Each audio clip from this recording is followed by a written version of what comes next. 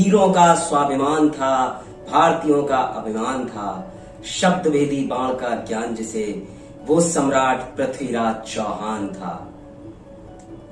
आज अगर भारत के सभी कवियों द्वारा लिखे गए वीर रस और पौरुष के गीतों का एक महल बना दिया जाए, उस महल के सिंहासन पर बैठने के लिए जो छवि सर्वप्रथम सभी के दिमाग में सामने आएगी, वो छवि होगी महाराज पृथ्वीराज चौहान की।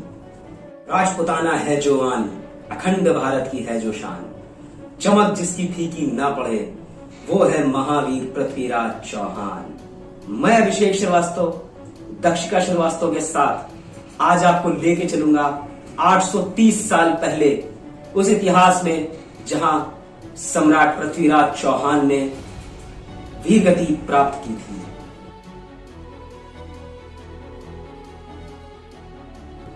आज से 830 साल पहले वर्तमान अफगानिस्तान का वो स्थान गौर, जहां मोहम्मद गौरी के सैनिकों ने पृथ्वीराज चौहान के घायल सैनिकों के ऊपर हमला करके पृथ्वीराज चौहान को गिरफ्तार कर लिया और उन्हें मोहम्मद गौरी के दरबार में पेश किया गया, जहां उनसे मोहम्मद गौरी ने कहा, कन्वर्ट और डाई। रत्न पिथौरा धरती का हर मुख तेरा बखान है, रत्न पिथौरा धरती का हर मुख तेरा बखान है, इतिहास में अमर शूरवीर पृथ्वीराज चौहान है। मोहम्मद गौरी की बात सुनकर पृथ्वीराज चौहान ने सिंह की गर्जना के जैसे उसको जवाब दिया कि ऐ मोहम्मद गौरी, वीर गति और क्षमा ये तो क्षत्रियों का, वीरों का कहना है। तू मृत्यु का भय हमें क्या दिखाता है? तूने खुद मुझसे 17 बार माफी मांगी है। पूरी दिल्ली आज भी तेरी जान की माफी की भीख से गूंज रही है। अरे हम तो राजपूत हैं, 18 वर्ष से पहले ही अपने देश पे मर मिटने को तैयार रहते हैं, लेकिन एक एक राजपूत मरने से पहले 100 दुश्मनों को मार के मरता है। ये बात भूल ना जाना। 12 वर्ष लोग कुकुर जीवे और तेरा लिए जिए सियार, 12 वर्ष लोग कुकुर जीवे और तेरा लिए जिए सियार, वर्ष 18 क्षत्रिय जीवे और जिए बेकार। अगर कोई क्षत्रिय 18 वर्ष से ज्यादा जी जाता है तो धिक्कार है उसके जीवन पे। उसका जन्म सिर्फ मातृभूमि पे न्योछावर हो जाने के लिए होता है, और हम क्षत्रियों का सिर्फ और सिर्फ मां और मातृभूमि के लिए झुकता है। मोहम्मद गौरी पृथ्वीराज चौहान की इस बात से बहुत नाराज हुआ। उसने उनकी दोनों आंखें फोड़ने का आदेश दे दिया और नेत्रहीन महाराजा पृथ्वीराज चौहान को भूखे शेर के पिंजरे में डलवा दिया। लेकिन उसके बाद वहां जो भी हुआ, वो देखने वालों ने अपने जीवन में इससे बड़ा आज तक कभी कुछ नहीं देखा था।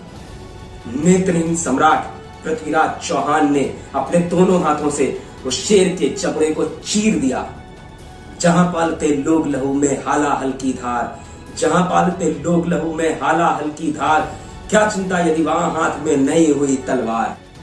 कैद खाने में चंद्रवरदाई ने पृथ्वीराज चौहान को सौगंध दिलाई कि मोहम्मद गौरी का वध वही करेंगे। आखिर वो दिन आ ही गया जब पृथ्वीराज चौहान और चंद्रवरदाई को मौत की सजा देने के लिए मैदान में लाया गया, जहां चंद्रवरदाई ने मोहम्मद गौरी से कहा कि यह गौरी, क्या तू जानता है कि तू किसे मृत्यु दंड देने जा रहा है?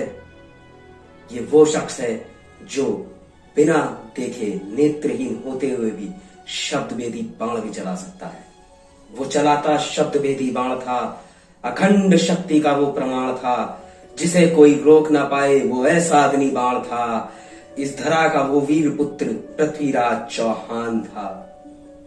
ये सुनकर मोहम्मद गौरी बहुत जोर से हंसा और चंद्रवरदाई से बोला कि अगर इस शब्द भेदी बाण नहीं चला पाए तो तुम्हारा सर भी कलम कर दिया जाएगा। चंद्रवरदाई हंसे और बोले, तू उसकी चिंता मत कर, वो समय कभी नहीं आएगा। मोहम्मद गौरी ने आदेश दिया कि सम्राट की बेड़ियां खोल दी जाएं, इन्हें तीर कमान दे दिया जाए और घंटों की ध्वनि की जाए, जिस पे पृथ्वीराज बिना देखे निशाना लगाए। पृथ्वीराज चौहान ने तीर कमान उठाई और जहां से भी घंटे की ध्वनि आई, वो ध्वनि दोबारा कभी नहीं आई। उनके हर तीर पे एक एक घंटा कट कट के जमीन चूम रहा था। ये देख मोहम्मद गौरी भी अपने तख्त पे खड़े होके वाह वाह करने लगा।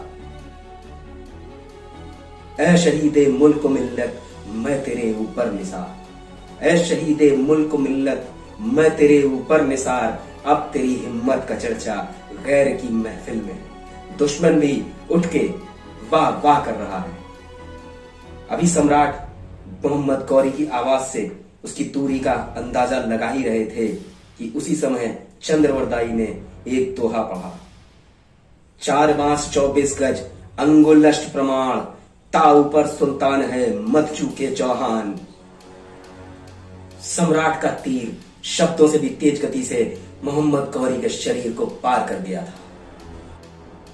वहां मौजूद हर एक शख्स पहले तो हक्का बक्का रह गया, और जब तक वो कुछ समझ के पृथ्वीराज चौहान और चंद्रवरदाई को पकड़ पाते, तब तक दोनों ने एक दूसरे के सीने में खंजर भोंक दिया। और भारत माँ के ये सच्चे सपूत अपनी माँ की गोद में सदा के लिए सर रख के उसके आंचल से लिपट के सो गए। वतन की आन जिंदा है, वतन की आन जिंदा है, वतन की शान जिंदा है। मिटा दूं मैं देश के दुश्मनों को, अभी भी इस खून में पृथ्वीराज चौहान जिंदा है।